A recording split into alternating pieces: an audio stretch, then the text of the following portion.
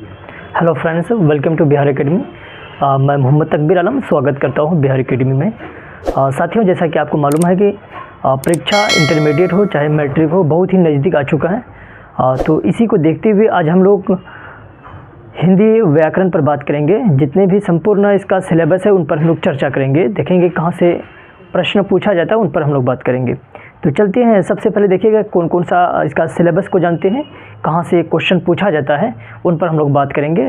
ये मैट्रिक और इंटर के लिए जो ना बहुत ही महत्वपूर्ण होगी आज की क्लास। तो देखिए, इससे पहले जो हम तमाम लोगों को, जो हम लोग ऑफलाइन क्लास में अगर पढ़ते होंगे कि कोचिंग में, तो सभी लोगों को ये नोट्स दिया गया होगा, समझे ना। हम अब यहाँ समझाएंगे, अब नोट्स देख करके हाँ क्लियर रूप से समझ सकते हैं। तो चलिए, सबसे पहले आज हम लोग जो बात करेंगे विपरीतार्थक शब्द से। अच्छा, ये विपरीतार्थक शब्द जो आपको क्वेश्चन जो ना विपरीतार्थक का मतलब जो होता है वो उल्टा होता है। यहाँ से आपको क्वेश्चन कितने पूछा जाएगा उन पर हम लोग बात करेंगे। देखिए, विपरीतार्थक शब्द से जो आप तक क्वेश्चन पूछा गया है, ये 2 से 3 क्वेश्चन पूछता है, जो यानी विपरीतार्थक शब्द है। विपरीतार्थक शब्द, इसको हम लोग विलोम शब्द भी बोलते हैं, याद रखिएगा, विलोम शब्द भी बोलते हैं शब्द।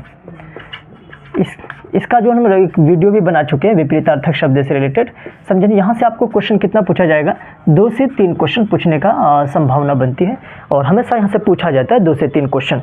देखिए, विपरीतार्थक में कौन कौन सा शब्द है जो मेनली है। आपको ऑब्जेक्टिव क्वेश्चन दिया जाएगा, समझे ना, कि निम्नलिखित में पूछा जाएगा कि अनुकूल का जो है ना विपरीतार्थक शब्द क्या होगा, या अनुकूल का विलोम शब्द क्या होगा। तो अनुकूल का क्या होता है, प्रतिकूल होता है। क्या होता है, अनुकूल का प्रतिकूल होता है।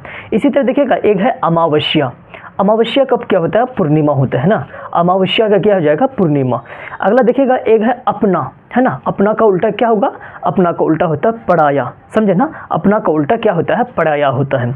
अगला देखेंगे, अगला बात करते हैं अग्नि। अच्छा, आग का क्या हो जाएगा, जल हो जाएगा। इसी तरह देखिएगा, अगला है क्या, अपमान। अपमान का सम्मान होता है। अमृत का उल्टा क्या होगा, विष हो जाएगा, समझे ना। अंधकार का उल्टा क्या होता है, प्रकाश हो जाएगा। अंधकार का उल्टा प्रकाश। यहाँ से जो ना क्वेश्चन कई बार पूछा हुआ विपरीतार्थक में, समझे ना। इसी तरह देखिएगा, अच्छा। अच्छा का उल्टा क्या हो जाता है, बुरा हो जाएगा, है ना। अच्छा का उल्टा क्या होगा, बुरा। अगला है आधुनिक। बोलिए, आधुनिक का उल्टा क्या होगा, आधुनिक का हो जाएगा, जैसे अभी मॉडर्न चल रहा है तो इसका प्राचीन हो जाएगा। इसी तरह देखिएगा, आस्तिक। आस्तिक का उल्टा क्या होता है, नास्तिक होता है, समझे ना। आस्तिक का उल्टा क्या होगा, नास्तिक होगा। इसी तरह देखिएगा, एक है उदय। यहाँ आपको शायद दिखाई देता होगा कि उदय का क्या है, अस्त है, समझे ना। उन्नति की अवनति है, समझे ना। उन्नति का क्या होगा, अवनति। अगला है कि महान। महान का उल्टा क्या होगा, तुच्छ होगा, यानी महान का मतलब होता है बड़ा, तुच्छ का मतलब होता है छोटा। इसी तरह देखिएगा, एक है थोक। थोक का क्या होगा, खुदरा हो जाता है। थोक का उल्टा क्या होगा, और खुदरा हो जाएगा, है ना। तो चलिए, अगला देखिएगा, धनी। धनी का क्या होगा उल्टा, निर्धन, है ना। धनी का उल्टा निर्धन। अगला है नगर। नगर का गांव हो जाएगा। इसी तरह देखिएगा, परिश्रमी। अच्छा, परिश्रमी का आलसी हो जाएगा। परिश्रमी का क्या होगा, आलसी, है ना। योग्य का उल्टा क्या होगा, योग्य का अयोग्य हो जाएगा। योग्य का उल्टा जो है ना हमेशा पूछा जाता है कि अयोग्य। इसी तरह है विशाल। विशाल का उल्टा हो जाएगा लघु, है ना। विशाल का मतलब बड़ा, लघु का मतलब होता है छोटा होता है। इसी तरह है ना, सभ्य। सभ्य का उल्टा क्या होगा, असभ्य, है ना। आज़ादी का उल्टा गुलामी हो जाएगा। आवश्यक का उल्टा क्या होता है, अनावश्यक, यानी आवश्यक अनावश्यक, आवश्यक अनावश्यक, यह सब पूछा जाता है। शांति की अशांति। सौभाग्य का क्या हो जाएगा, दुर्भाग्य, है ना। कहता नहीं किया ये हमारे सौभाग्य की बात है, यह सौभाग्य का दुर्भाग्य। राजतंत्र का उल्टा क्या होगा, बोलिए, लोकतंत्र हो जाएगा, है ना। ये सब याद रखिएगा। इसी तरह देखिएगा, एक है विस्तार पूछता है ना। विस्तार का उल्टा क्या होगा, बोलिए, विस्तार। एक है, इसी को हम लोग बोलते हैं संक्षेप, है ना। संक्षेप कहता है ना, विस्तार में बात कीजिए, संक्षेप में बात करना है। इसी तरह विजय। विजय का उल्टा हो जाएगा पराजय, है ना। विजय का उल्टा पराजय। स्वदेशी का उल्टा क्या होगा, विदेशी होगा। स्वदेशी का विदेशी। पुरस्कार का उल्टा क्या होगा, दंड होगा। पुरस्कार का दंड हो जाएगा। अगला है बहादुर। बहादुर का क्या होता है, डरपोक हो गया। बहादुर का उल्टा क्या होगा, डरपोक। स्वामी का उल्टा सेवक होगा, है ना। हिंसा का उल्टा क्या होगा, बोलिए, हिंसा का अहिंसा होगा, समझे ना, याद रखिएगा। अगला है सुविधा, है ना। सुविधा का उल्टा क्या होगा, असुविधा, है ना। ये सब याद रखिएगा। वरिष्ठ। वरिष्ठ का उल्टा हो जाएगा कनिष्ठ, है ना। वरिष्ठ, ये याद रखिए, जैसे ऐसे है वरिष्ठ, वरिष्ठ का उल्टा क्या हो जाएगा, ये कनिष्ठ हो जाएगा आपका, समझे ना, कनिष्ठ। वरिष्ठ का उल्टा कनिष्ठ। इस तरह क्वेश्चन पूछा जाता है, समझे ना, ये एग्जाम्पल देखने के बाद ही आपको बन जाएगा। इसी तरह देखिएगा आगामी, अब आगामी का उल्टा क्या हो जाएगा, गत हो जाएगा, है ना। श्वेत का बोलिए, अश्वेत होगा। अनिवार्य का उल्टा क्या हो सकता है, अनिवार्य का ऐच्छिक हो जाएगा, समझे ना। देखते हैं ना, कभी अनिवार्य सब्जेक्ट होता है, जैसे आप देख, एक होता है ऑप्शनल यानी ऐच्छिक। इसी तरह प्रेम का उल्टा घृणा हो जाएगा, है ना। आदर का अनादर, आदर का अनादर। अगला है आगमन, आगमन का उल्टा होता है गमन, है ना, आगमन का गमन। अगला देखिएगा रक्षा, समझे ना, याद रखिएगा, रक्षा का क्या हो जाएगा, विनाश हो जाएगा, समझे ना। बंधन का उल्टा क्या होगा, बंधन का मुक्ति होता है, समझे ना, ये याद रखिएगा। उपकार का अपकार हो जाएगा। तो ये क्या होता है, आपको यहाँ से विपरीतार्थक शब्द पूछा जाएगा, जो हम आपको बतलाए हैं। तो वो विपरीतार्थक से लगभग 2 से 3 शब्द ये ना क्वेश्चन पूछा जाएगा परीक्षा में, समझे ना। तो चलते अब हम लोग अलग टॉपिक पर बात करते हैं। अलग टॉपिक क्या होगा, विपरीतार्थक शब्द, सॉरी पर्यायवाची शब्द, है ना। पर्यायवाची शब्द पर बात करते हैं। पर्यायवाची शब्द, पर्यायवाची शब्द, यहाँ से भी आपको जो है ना 2 क्वेश्चन या 3 क्वेश्चन पूछता है, 2 से 3 क्वेश्चन पूछने की संभावना बनता है कि पर्यायवाची शब्द। देखिए पर्यायवाची शब्द क्या होता है, जैसे यानी अर्थ के समान वाले शब्द को, समझिए, याद रखिएगा। मतलब मानी तो एक ही होता है, लेकिन वह शब्द अलग अलग तरीके से होते हैं, इसको हम लोग पर्यायवाची शब्द कहते हैं। जैसे एक क्वेश्चन बहुत ज़्यादा पूछता है कि आग का पर्यायवाची क्या क्या हो सकता है, तो आग का होगा दहन, ज्वाला, समझे ना, अनल हो जाएगा। इसी तरह हम लोग बोलते हैं ना अग्नि, समझे ना। अगला है क्या चीज़, अमृत, अमृत का, जैसे अमृत का क्या हो जाएगा, जैसे अमृत का सुधा होता है ना, सुधा हो जाएगा आपका। पीयूष हो जाएगा, क्या होगा, पीयूष, है ना। इसी तरह देखिएगा अमीय, अमीय, ये याद रखिएगा, अमीय। अगला है आकाश, आकाश का क्या हो जाएगा, गगन, आसमान, अंबर, नभ हो जाएगा। तो कपड़ा का पर्यायवाची शब्द क्या होगा, कपड़ा का वस्त्र है, चीड़ है, पोशाक, अंबर हो जाएगा। कमल का पर्यायवाची शब्द पंकज होता है, सरोज हो गया। इसी तरह क्या है, जलज हो जाएगा। गंगा का बोलिए, गंगा का जो ना देव नदी है, भागीरथी है और विष्णुपदी है। क्या क्या है, यानी देव नदी, भागीरथी और विष्णुपदी। क्लियर रूप से समझ में आता होगा। अगला देखिएगा यहाँ पर है क्या है, घर है ना। घर से भी पूछ लेगा कि पर्यायवाची शब्द घर का क्या होगा, तो घर का क्या होगा, गिरी है, सदन हो गया। इसी तरह भवन हो गया, कुटीर हो गया। गिरी, सदन, भवन, है ना, कुटीर। चांद का चलते हैं, है ना, चांद का क्या होगा, चंद्रमा, बोलो, चंद्रमा, हिमांशु, समझे ना, शशि और राकेश। अगला है जल से रिलेटेड बात करेंगे। देखिए जल को हम लोग पानी भी बोलते हैं, पेय बोलते हैं, नीर बोलते हैं, रस बोलते हैं। अगला है जल, ये सॉरी जंगल, जंगल का क्या होगा, वन होगा, कानन होगा, विपिन होगा, समझे ना। तालाब का बोलिए, तालाब का सरोवर, पुष्कर, समझे ना, तालाब का सरोवर, पुष्कर, सर, जलवान हो जाएगा। देवता का बोलिए, देवता का अमर, देव, सूर। ये सब पर्यायवाची शब्द हैं, जहां आपको हम क्या किए हैं, आपको पीडीएफ भी भेज दिए हैं। अगर जिन लोगों को पीडीएफ चाहिए तो आप इस नंबर पर कांटेक्ट कीजिए, 7488204870, जो अभी स्क्रीन में दिया हुआ है, समझे ना। तो यहाँ से आप क्या क्या कांटेक्ट करके आप इसका पीडीएफ मंगवाइए। हम पढ़ा रहे हैं, समझा रहे हैं, आप पीडीएफ की यानी जीरोक्स निकाल करके आप सामने में रखिए, सारा बात आपको क्या होगा समझ में आ जाएगी, समझे ना। इसी तरह देखिए क्वेश्चन पूछता है पृथ्वी का पर्यायवाची शब्द क्या होगा। देखिए यहाँ पर क्या, मान लीजिए क्वेश्चन देगा क्या चीज़, पृथ्वी दे देगा कि पृथ्वी का पर्यायवाची शब्द क्या है। अब यहाँ ऑप्शन ए में अलग देगा, ऑप्शन बी में अलग देगा और ऑप्शन सी में क्या देगा, भू दे देगा। तो क्या हो जाएगा, भू, भूमि, धरा, धरती, समझे ना, यही सब आता है, भू, भूमि, धरा, धरती। अगला है कि प्रकाश, है ना, प्रकाश का पर्यायवाची शब्द क्या होगा, रोशनी हो जाता है, उजाला होगा। इसी तरह ज्योति हो जाता है ना। बिजली, बिजली का बोलिए, है ना, बिजली का विद्युत होगा, त्वरित होगा, गर्जन होता है, समझे ना। तो उम्मीद करते हैं कि आपको पर्यायवाची शब्द समझ में आ गया होगा। और पर्यायवाची शब्द से आपको कितने क्वेश्चन पूछा जाएगा? 2 क्वेश्चन पूछा जाएगा। यानी पर्यायवाची शब्द वैसे शब्दों को कहा जाता है जिसके यानी शब्द तो अलग अलग होते हैं लेकिन इसका मानी जो है एक ही होता है, उसको हम लोग क्या बोलते हैं? पर्यायवाची शब्द बोलते हैं। यहाँ से आपको क्वेश्चन पूछा जाएगा, समझे ना, 2 से 3 क्वेश्चन पूछता है और विपरीतार्थक से भी 2 से 3 क्वेश्चन पूछता है। उम्मीद करते हैं कि ये सब आप पढ़ लिए होंगे पहले से ही, समझे ना, अभी जो बतलाए होंगे और आपको क्या हो जाएगा? रिवीजन हो जाएगा, समझे ना। तो चलिए अगला टॉपिक पर बात करते हैं और टॉपिक 3 पर बात करेंगे।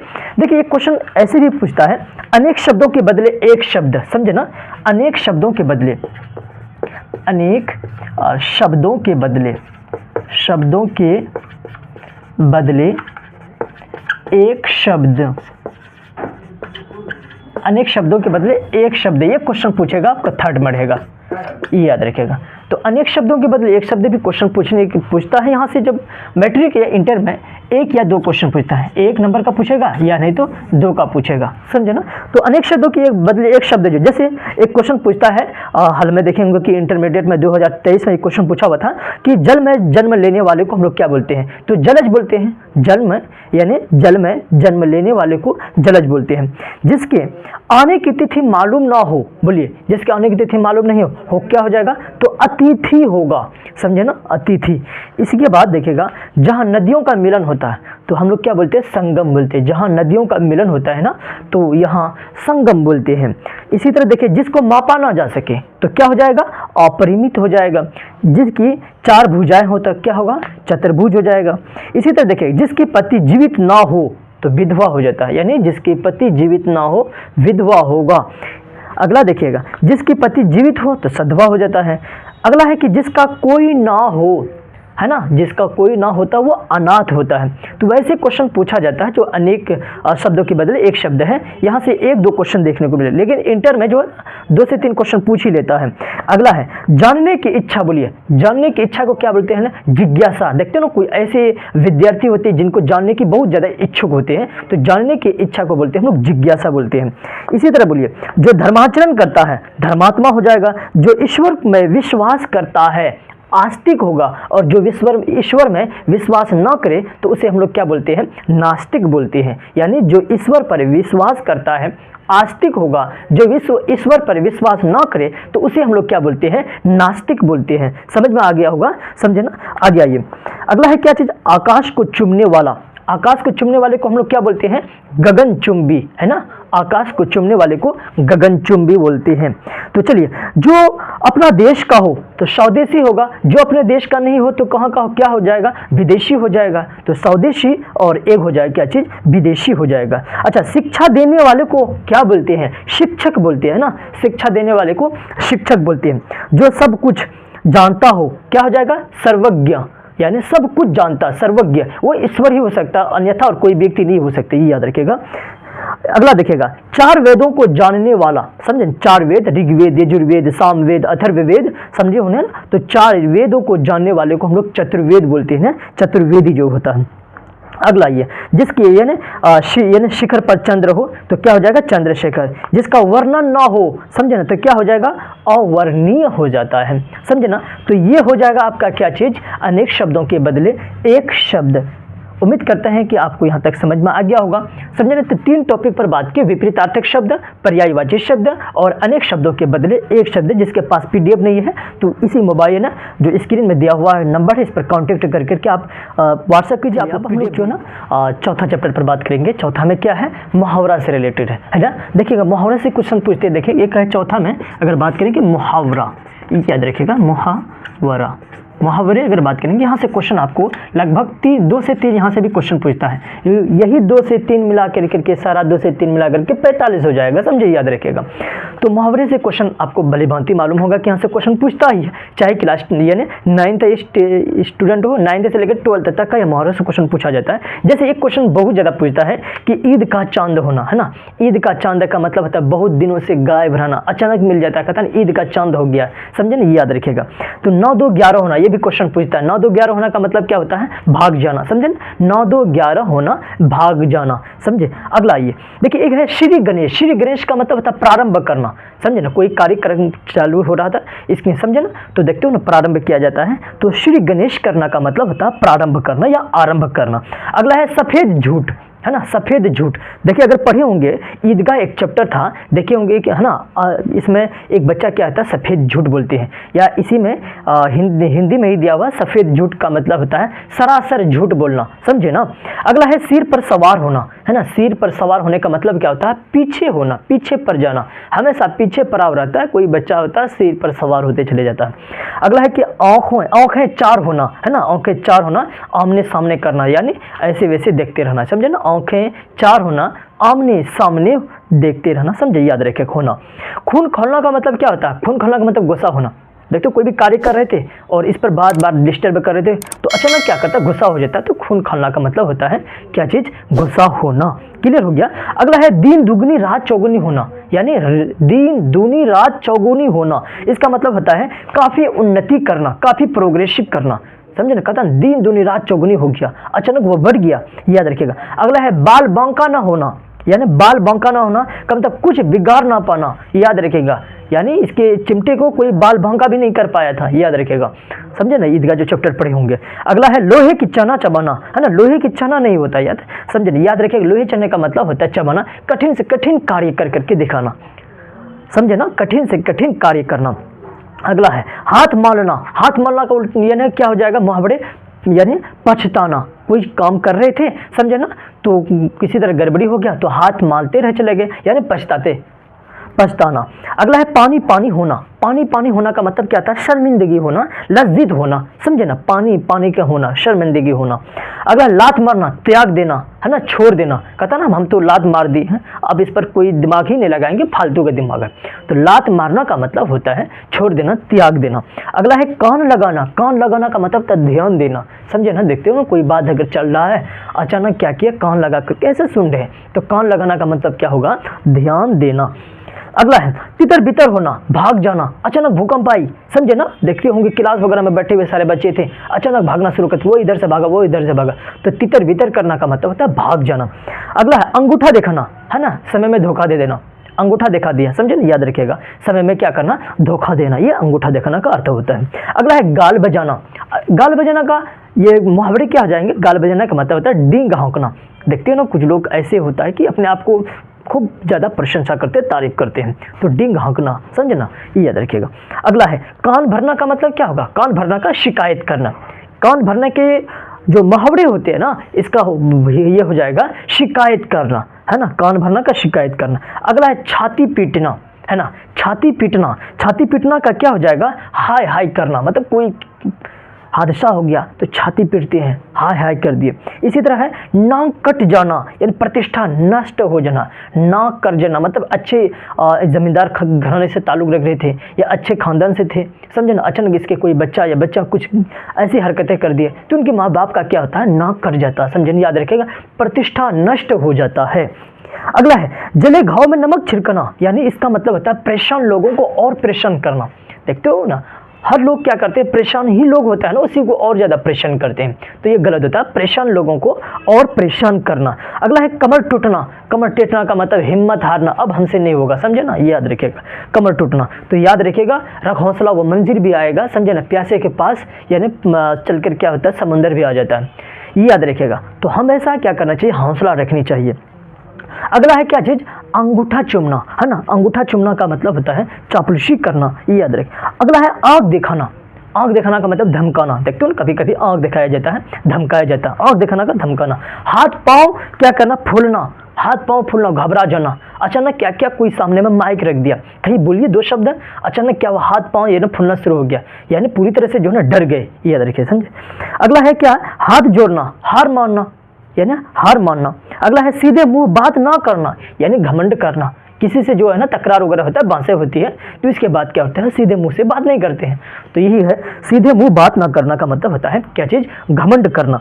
अगला हाथ खाली होना, पैसा पास ना होना, बिल्कुल जीरो, याद रखिएगा, समझे ना, ये कुछ ऐसे लोगों के पास नहीं होता है जो क्या करता है, अचानक रुपया है, वही रुपया में बस खाना शुरू कर दिए, अब इतना जब तक छोड़ खत्म नहीं हो तब तक छोड़ता नहीं, तो ये हाथ खाली होना, पैसा पास ना होना। सुबह शाम करना, टाल मटोल करना, है ना, सुबह देंगे रुपया, शाम में देंगे, तो टाल मटोल करता है। याद रखिए कि सुबह जाएंगे शाम में जाएंगे तो टाल मटोल। अगला है अकल पर पत्थर पड़ना। अकल पर पत्थर पड़ना का मतलब क्या होता है? बुद्धि भ्रष्ट हो जाना, यानी इनके अंदर बुद्धि है ही नहीं, समझे ना। तो ये याद रखिए, इस तरह आपको मुहावरे पूछा जाएगा मैट्रिक और इंटर में। अगला है लाल पीला होना। लाल पीला होना का मतलब क्रोध होना, गुस्सा होना, समझे ना। भीगी बिल्ली बनाना मतलब डर कर चुप हो जाना। अगला है मुंह से लार टपकना। मुंह से लार टपकना मतलब लालची हो जाना। ये याद रखिए, देखते हैं ना कुत्ता वगैरह बैठे हुए रहता है, कभी आप खाते हैं तो इसके मुंह से लार टपकता है, वो लालची हो जाता है। अगला है क्या? बाएं हाथ का खेल का मतलब होता है बहुत आसान होना। कहता ये तो काम बाएं हाथ का खेला है, बहुत आसान है, समझे ना। नेक्स्ट सुनिए, आंखें चार होना, आमने सामने होना, समझे। कुत्ते की मौत मरना। कुत्ते की मौत मरना का मतलब बुरी तरह से मौत होना, समझे ना, कुत्ते की मौत मरना। अगला है क्या चीज़? आसमान पर चढ़ना, अधिक प्रशंसा करना, यानी आग में घी डालना, क्रोध को भड़काना, समझे ना, गुस्सा को और भड़का देना।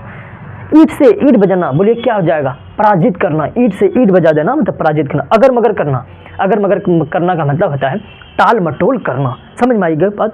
अगला है लास्ट में, यानी दूध का दांत ना टूटना, यानी अनुभवहीन होना। कहता ना तो अब तुम्हारे दूध का दांत ही नहीं टूटा है, समझे ना, यानी परिपक्व ना होना, अनुभवहीन होना। समझ में आ गया होगा। ये 4 टॉपिक रहा आपका। एक है विपरीतार्थक, पर्यायवाची शब्द, अनेक शब्दों के बदले एक शब्द है। अगला है मुहावरे। अब देखिए 5वां जो टॉपिक है आपके लिए, 5वां टॉपिक अर्थ से रिलेटेड है। देखिए अर्थ जो है ना, अगर किताब पढ़े होंगे वही किताब से ही क्वेश्चन देता है, 1 या 2 क्वेश्चन पूछता है। अमूमन तौर पर देखा गया कि एक ही क्वेश्चन पूछता है अर्थ से रिलेटेड। तो कोई ऐसे वर्ड दे देगा, इसका मानी बतलाने के लिए कहेगा, समझे ना। जैसे हम लोग कुछ ऐसे वर्ड को लिए हैं, जैसे एक है चमन, है ना। चमन का यह अर्थ होता है बाग, है ना, बाग होता है। क्या होता है? बाग या फुलवाड़ी होता है, समझे ना। इसी तरह एक है बहार, है ना। बहार का क्या होगा? शोभा, सुंदरता होता है। शोभा सुंदरता हो गया। इसी तरह जुल्म, जुल्म का अर्थ होगा अत्याचार करना, है ना। जुल्म का अर्थ होगा अत्याचार। इसी तरह एक क्वेश्चन ऐसे पूछता, बहुत ज़्यादा एक क्वेश्चन पूछा हुआ, श्रृंगार। याद रखिए श्रृंगार का जो होता है श्रृंगार, है ना, ऐसे होगा श्रृंगार। श्रृंगार का क्या हो जाएगा? श्रृंगार हो जाएगा, समझे ना। अगला है स्वराज्य। स्वराज्य का क्या हो जाएगा? अपना राज्य। स्वराज्य का क्या होता है? अपना राज्य। अगला है उज्ज्वल, है ना। उज्ज्वल भविष्य का कामना करता हूँ। उज्ज्वल का अर्थ हो गया चमकीला। नेक्स्ट है जीनत। जीनत का उल्टा ये सॉरी मानी क्या होगा? जीनत का शोभा, सुंदरता। अगला है हिमायत। हिमायत का मतलब भलाई करना, समझे ना।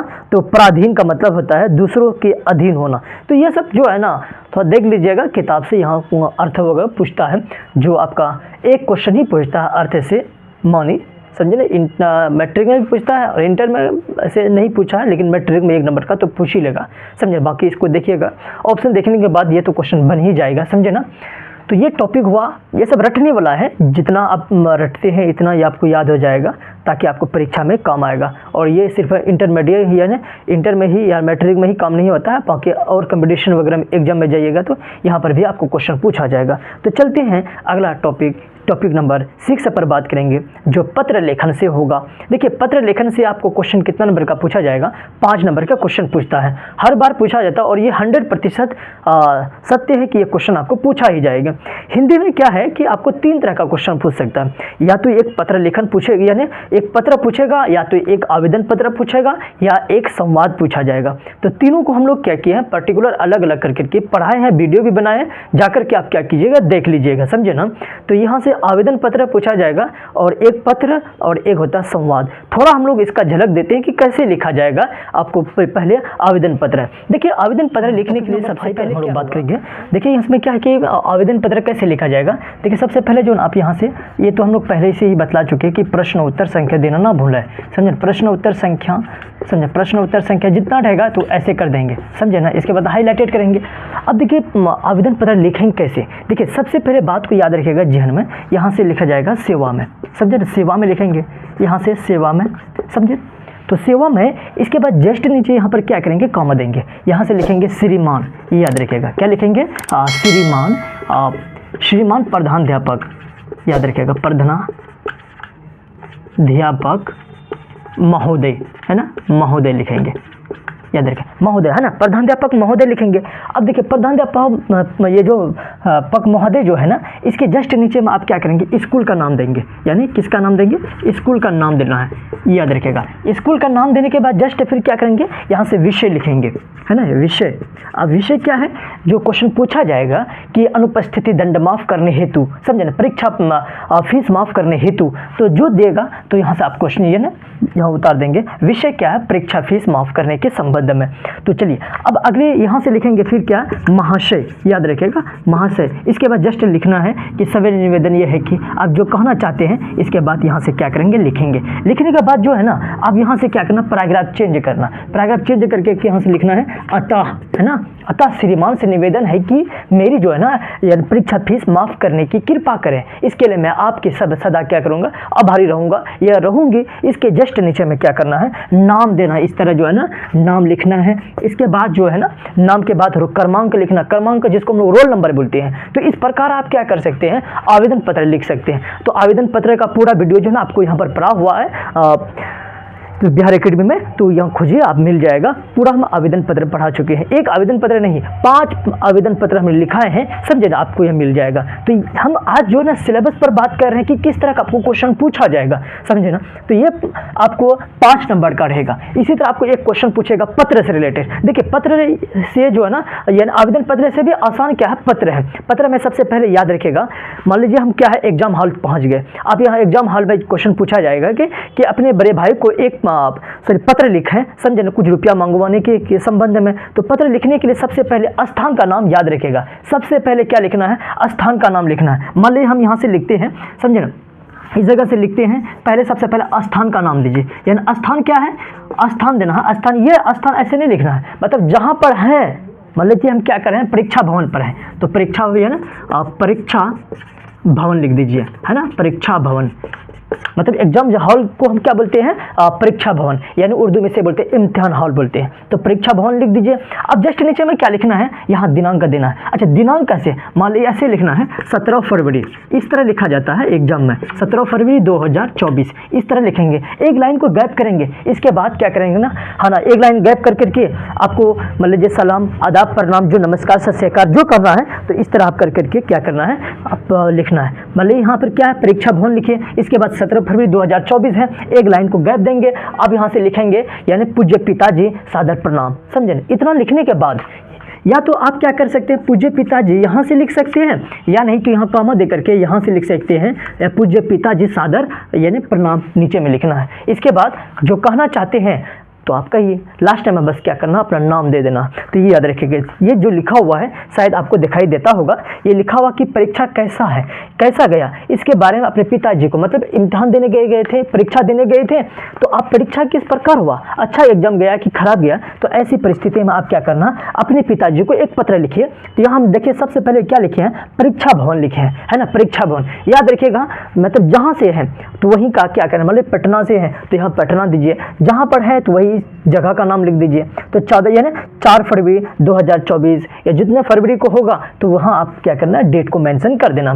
इसके बाद जस्ट नीचे क्या लिखना है, पूज्य पिताजी सादर प्रणाम, यहाँ से कॉमा दीजिएगा। मैं आशा करता हूँ कि मैं ठीक हूँ, उम्मीद करता हूँ कि आप भी ठीक होंगे, समझे यार, आप भी सकुशल होंगे। इस तरह लिख कर करके लास्ट में क्या करना, आपका प्यारा पुत्र, मतलब सिर्फ क्या करना है, यानी 4 बात को याद रखना। पहला क्या लिखना है, स्थान को लिखना है। दूसरा में दिनांक दे देना। तीसरा में आपको क्या करना, सादर प्रणाम यानी पिताजी को करना है, समझे ना। इसके बाद क्या करना है, जो कहना चाहते हैं लिख दीजिए, लास्ट में अपना नाम दे दीजिए, समझे ना। इस प्रकार आप क्या कर सकते हैं, यानी पत्र लिख सकते हैं। समझ में आएगी बात।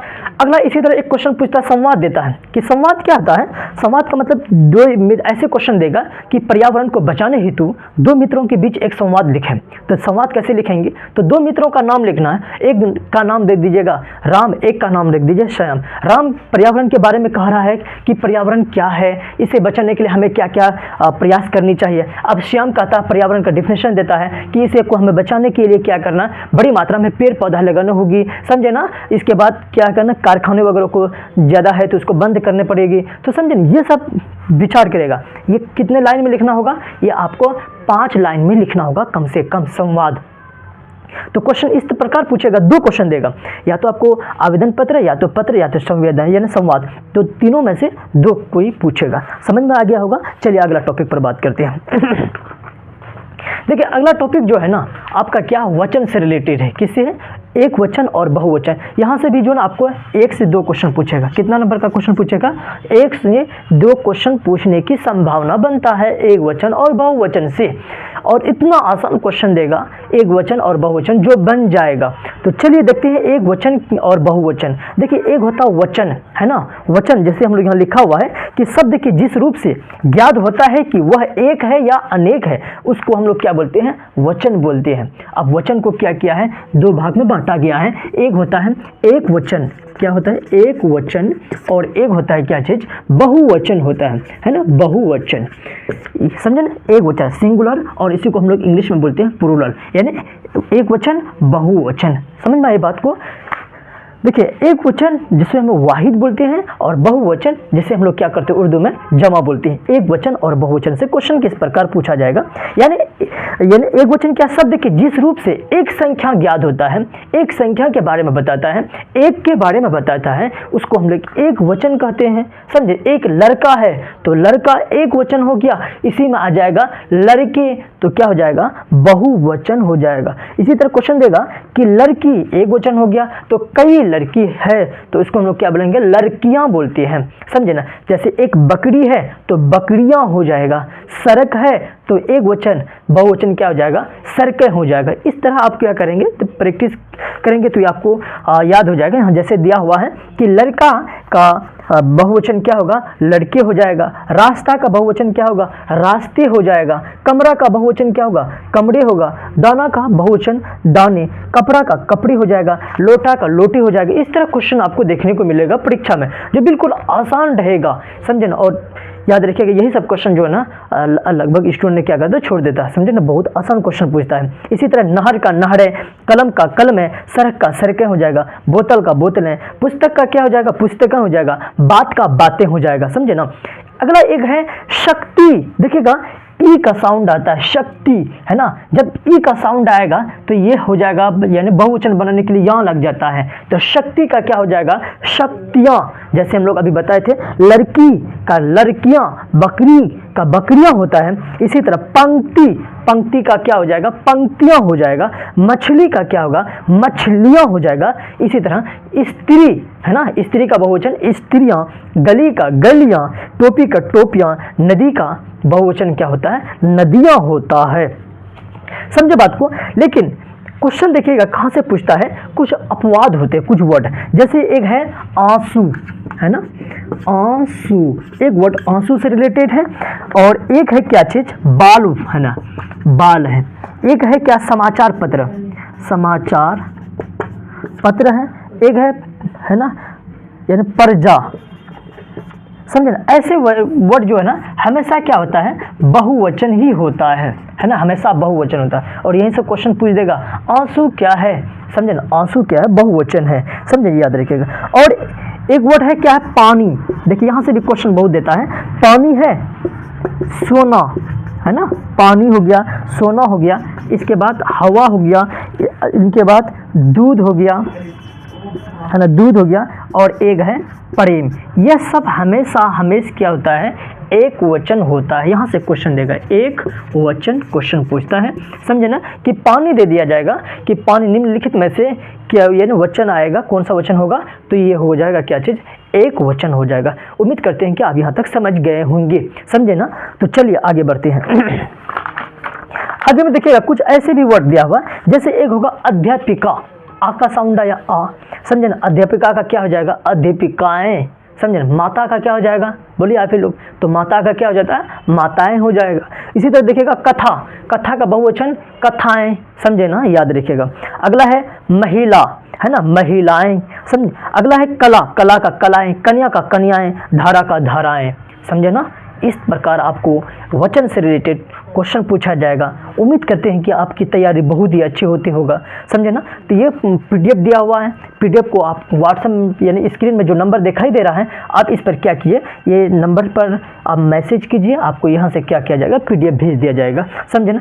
अगला क्वेश्चन देखिएगा, अगला टॉपिक हम लोग बात करेंगे, टॉपिक नंबर 8वां होगा जो लिंग से क्वेश्चन पूछता है, समझे ना। स्त्रीलिंग और पुल्लिंग से क्वेश्चन पूछता है।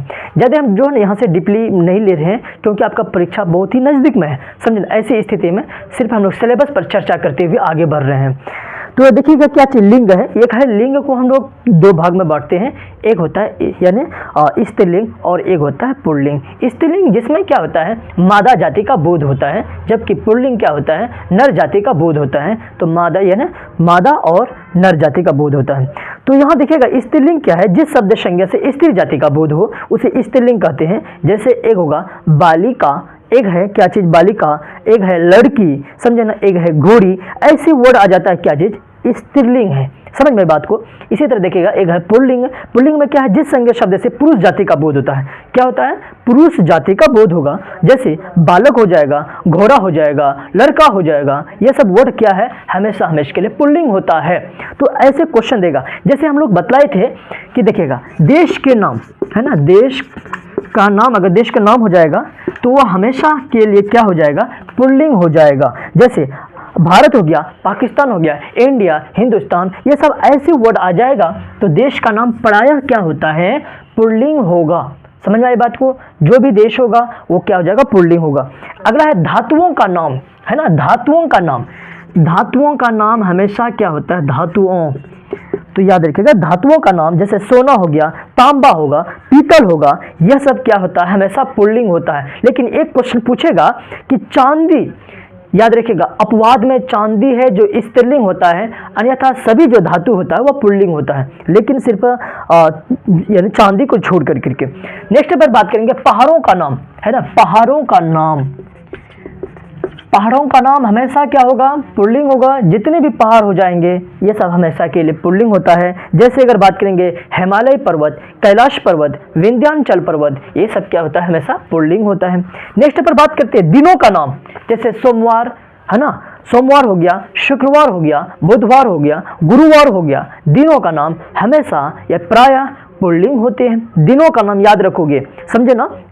नेक्स्ट है महीनों का नाम। महीना में क्या है, जनवरी, फरवरी, मार्च, अप्रैल, ये सब क्या हो जाएगा, आपको पुल्लिंग शब्द होगा, समझे ना। शरीर के अंगों का नाम, हाथ, पैर, सर, गला, ये सब क्या होता है, हमेशा पुल्लिंग शब्द होता है। नेक्स्ट है इसी तरह देखिए रत्नों का नाम। जैसे हीरा, मोती, नीलम, रत्न, है ना, याद रखिए रत्न जो होता है ना, ये सब सारा का सारा पुल्लिंग हो जाएगा। ग्रहों का नाम हो गया, जैसे सूर्य, चांद, शनि, समझे ना, ये सब हमेशा के लिए क्या हो जाएगा, पुल्लिंग होगा। लेकिन एक बात जेहन में याद रखिएगा, पृथ्वी मात्र एक ऐसे ग्रह है जो क्या है, स्त्रीलिंग है। क्या है, स्त्रीलिंग है। यहाँ से क्वेश्चन पूछता है, ये अपवाद में, ये सबको याद रखिएगा।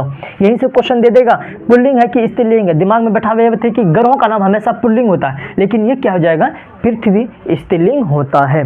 चलिए, तो ये सब समझ में आ गया। इसी तरह हम लोग स्त्रीलिंग शब्द पर बात करते हैं। जैसे तिथि का नाम, प्रथम, द्वितीय, तृतीय, समझे ना, चतुर्थ, पंचम, ये सब हमेशा के लिए क्या होता है, स्त्रीलिंग होता है। समझ में आई बात को, समझे, याद रखिएगा। समझ में आ गई तो आप क्या कीजिए, वीडियो को थोड़ा सा सब्सक्राइब कर दीजिए और शेयर कर देना वीडियो को, समझे। अगला है नदियों का नाम, है ना। नदियों का नाम जैसे क्या होगा, गंगा, यमुना, सरस्वती, कोसी, ये सब समय हमेशा के लिए क्या होगा, स्त्रीलिंग होगा, समझे ना। गंगा नदी बह रही, बह रहा नहीं है, याद रखिएगा, बह रही है। इसी तरह भाषाओं का नाम, हिंदी, उर्दू, मलयालम, संस्कृत, समझे ना, कन्नड़, ये सब भाषा हमेशा क्या हो जाएगा, स्त्रीलिंग शब्द कहलाएगा। इसी तरह देखिएगा मौसम, गर्मी, सर्दी हो गया, ठंडी, ये सब मौसम क्या हो जाएगा, स्त्रीलिंग है। समझ में आई बात। चलिए द्रवों का नाम, जैसे पानी हो गया, घी, तेल, दूध, ये सब क्वेश्चन को याद रखिएगा, वह स्त्रीलिंग होता है, समझे ना। चलिए जब यहाँ समझ में आ गया, जैसे तो अगले हम लोग नेक्स्ट टॉपिक पर बात करते हैं। जैसे जैसे यहाँ पर क्या है कि पानी, घी, तेल अभी बतलाए थे कि पुल्लिंग होता है, ये पुल्लिंग ही होता है, स्त्रीलिंग नहीं होता है, समझे ना, पुल्लिंग होता है, नहीं तो आप कंफ्यूजन करना शुरू कर जाओगे। अगला देखिएगा, अगला टॉपिक हम लोग जो है ना 9वां टॉपिक पर बात करेंगे। 9वां टॉपिक में क्या है, कहावत, है ना। क्या है, कहावत। कहावत से क्वेश्चन किस तरह पूछा जाएगा, कहावत। यहाँ से क्वेश्चन जो ना नहीं के बराबर पूछता है, समझे, कभी कभी पूछता है तो कभी नहीं पूछता है, लेकिन इंटर में पूछता है एक क्वेश्चन। मैट्रिक में उम्मीद नहीं करते हैं कि पूछेगा, समझे, लेकिन पूछ लेगा तो कोई दिक्कत नहीं। कुछ है जैसे क्या है कहावत में, जैसे बात करते हैं अधजल गगरी छलकत जाए, यानी थोड़ी से ज्ञान व सम्मान वाले मनुष्य क्या करते हैं, बहुत ही जो है ना अभिमान का प्रदर्शन करते हैं। इसी तरह गागर में सागर, यानी विस्तृत बात को संक्षेप में कहना, यानी अंधों की हाथी, यानी जिसके पास किसी विषय का पूर्ण ज्ञान ना हो। अपने पाँव पर आप कुल्हाड़ी मारना, यानी अपने हाथ से अपना बुरा कर देना। सुने, कहता ना अपना पाँव पर आप ही कुल्हाड़ी मार रहे हो, हम क्या कर सकते हैं आपके लिए। इसी तरह क्या, अंत भला तो सब भला, आखिर में अगर अच्छा हुआ तो अंत भी सही अच्छा ही जाएगा। इसी तरह 2.5 दिन का बादशाह बस कुछ दिनों की, चंद दिनों की मेहमान होता है, इसको हम लोग बोलते हैं। ये कहावत है, यहाँ से क्वेश्चन बहुत ही कम पूछने की संभावना बनती है। तो कहावत है अगला, ये जो 9वां टॉपिक है आपका, देखिए सारा सिलेबस है, समझे नहीं, यहाँ से हम चर्चा किए, कहावत से भी क्वेश्चन पूछने का संभावना बनता है। अगला एक क्वेश्चन जो है ना आपका क्वेश्चन देगा वाक्य और शुद्धि से रिलेटेड देगा, मतलब ऐसे क्वेश्चन देगा कि निम्नलिखित में से कौन से वाक्य शुद्ध है, समझे ना, राम पढ़ रहा है या राम पढ़ रहे हैं, राम समझे पढ़ रही है, ऐसे क्वेश्चन देगा कि निम्नलिखित में से कौन सही है या इनमें से कोई नहीं। तो समझे ना, आप कमेंट बॉक्स पर कमेंट करके बताइए तो कौन सा सही है, तो ऐसे क्वेश्चन देगा, समझे। जैसे यहाँ पर क्वेश्चन क्या है कि वाक्य और शुद्धि, मतलब शुद्ध कौन है, राम ने किताब पढ़ा, यानी राम ने किताब पढ़ी, समझे ना। इसी तरह एक है क्या चीज़, एक लोटा पानी से भरा लाओ, ये क्या हो जाएगा, अशुद्ध हो जाएगा। पानी से भरा एक लोटा लाओ, मतलब ऐसा वर्ड पूछेगा ना बिल्कुल आपको लग जाएगा कि यानी क्लियर कि ये सही है या गलत है, समझे बात को। तो वाक्य अशुद्धि पर भी किताब वगैरह में देखिए, समझे ना, यहाँ से क्वेश्चन वगैरह आएगा आपको, लगभग 1 नंबर का क्वेश्चन पूछ ही लेता है, मैट्रिक में हो चाहे इंटर में हो, 1 या 2 क्वेश्चन पूछता है वाक्य अशुद्धि से रिलेटेड। उम्मीद करते हैं कि यहाँ तक आप पूरी रूप से समझ में आ गया होगा। सिलेबस आपके पास PDF है, आपके पास जीरोक्स से क्या हुआ होगा, आप उसको देखिए, समझे ना, और यहाँ से समझ करके बात करेंगे। अगला टॉपिक जो ना भाषा से रिलेटेड होगा, लैंग्वेज से रिलेटेड होगा, उसी को हम लोग ज़बान बोलते हैं, समझे ना। याद रखिएगा कि भाषा से क्वेश्चन जो है ना, अब देखिए कितना क्वेश्चन पूछेगा भाषा, याद रखिएगा भाषा है रिलेटेड। देखिए भाषा है ना, यहाँ लिखा कि मनुष्य अपनी बातों को जिन माध्यम से क्या करता है, प्रकट करता है, उसी को हम लोग क्या बोलते हैं, भाषा बोलते हैं। यानी मनुष्य कोई भी इंसान हो अपनी बात को जिन माध्यम से दूसरे व्यक्ति के पास पहुंचाता है ना, उसे हम लोग क्या बोलते हैं, भाषा बोलते हैं। अब देखिए भाषा का जो है ना विभिन्न रूप है, मुख्यतः 3 रूप है।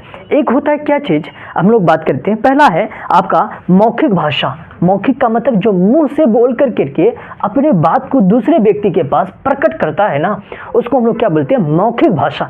हम अभी जो बोल रहे हैं ना, ये मौखिक भाषा हो गया, समझे। याद रखिएगा मौखिक भाषा का मतलब होता है मुंह से जो बोल कर करके दूसरे व्यक्ति के सामने जो प्रकट करते हैं, जाहिर करते हैं, उसको हम लोग मौखिक भाषा बोलते हैं। इसी तरह एक भाषा है क्या चीज़, लिखित भाषा, यानी जो हम लोग अभी लिख कर लिखते हैं ना, याद रखिएगा कोई देखते हो ना लिख कर करके, यानी लिख कर करके जब दूसरे व्यक्ति के सामने में प्रकट करता है, उसको हम लोग बोलते हैं लिखित भाषा। याद रखिएगा पहला क्या हो जाएगा, मौखिक भाषा, दूसरा लिखित हो गया, तीसरा है सांकेतिक भाषा। अच्छा, सांकेतिक भाषा यानी देखते होंगे कि जिन माध्यम है संकेत के माध्यम से लोगों को क्या करता है, भाषा का प्रकट करता है। जैसे हम अगर आप ऐसे एक सिंबल देंगे, इसका मतलब क्या हुआ, खामोश रहिए, शांत रहिए, मतलब ऐसे ऐसे का मतलब क्या था, आइए, समझे ना। ऐसे कहेंगे तो मत चले जाइए, समझे, ऐसे कहेंगे चले जाइए, तो ये क्या हो गया, सांकेतिक भाषा हो गया। तो सांकेतिक भाषा अभी बहुत कम प्रयोग होने लगा, लेकिन मौखिक भाषा ज़्यादा प्रयोग होता है, याद रखिएगा। तो यहीं पर दिया हुआ कि मनुष्य जब अपनी बातों को बोलकर किसी व्यक्ति के सामने में प्रकट करता है तो इसको हम लोग मौखिक भाषा बोलते हैं। इसी तरह है या लिखित, मनुष्य जब अपनी बातों को लिख कर दूसरे के सामने में प्रकट करता है तो उसे को क्या बोलते हैं, लिखित भाषा बोलते हैं। इसी तरह सांकेतिक भाषा, यानी जिन संकेतों के माध्यम से छोटे बच्चे या गूंगे लोगों को अपनी बातों को दूसरे के सामने, यानी दूसरों को क्या करते हैं, समझाते हैं। देखते हैं ना कुछ गूंगे व्यक्ति होते हैं, तो इशारे से, संकेत से क्या करता है, आपकी भाषा को समझता है। याद रखिएगा उसको हम लोग बोलते हैं सांकेतिक भाषा। याद रखिए, समझे, जब बच्चा जो छोटे होते हैं ना, तो जब जन्म होता है तो वही सांकेतिक भाषा ही प्रयोग करता है, याद रखिएगा, समझे। अगला क्या चीज़, एक है ध्वनि है, ये सबसे क्वेश्चन बहुत कम पूछता है, मुंह से जो साउंड निकलता है ना उसको हम लोग क्या बोलते हैं, ध्वनि बोलते हैं। इसी तरह लिपि, हाँ याद रखिएगा लिपि से क्वेश्चन पूछेगा, लिपि से क्वेश्चन पूछता ही है। जैसे क्या है हिंदी, हिंदी किस लिपि में लिखी जाती है, देवनागरी लिपि में, देवनागरी लिपि में, याद रखिए देवनागरी लिपि में लिखी जाती है। इसी तरह उर्दू, उर्दू कौन सी लिपि में लिखी जाती है, बोलिए, उर्दू फारसी लिपि में लिखी जाती है। कौन सी लिपि में, फारसी लिपि में। इसी तरह अंग्रेजी कौन सी लिपि में लिखी जाती है, तो अंग्रेजी रोमन लिपि में लिखी जाती है, समझे ना, रोमन यानी रोमन लिपि में लिखी जाती है। तो इस तरह आपको जो ना क्वेश्चन पूछेगा, जैसे संस्कृत कौन सी लिपि में लिखी जाती है, देवनागरी लिपि में लिखी जाती है, एक दो क्वेश्चन पूछ लेता है। अच्छा, हिंदी से रिलेटेड और एक दो पॉइंट है, बात करेंगे।